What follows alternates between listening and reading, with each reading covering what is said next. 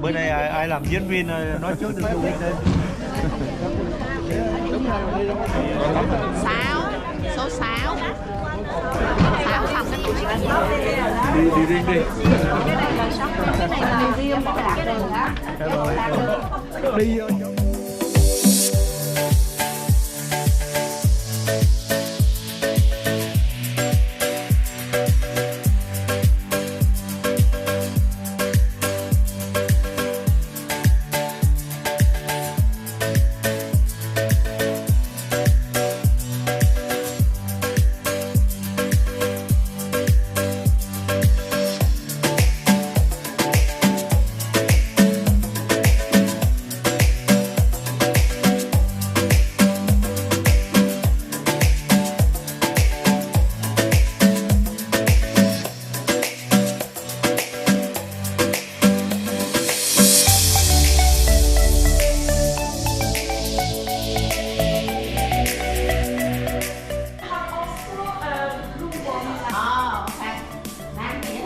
Cái này tiếp qua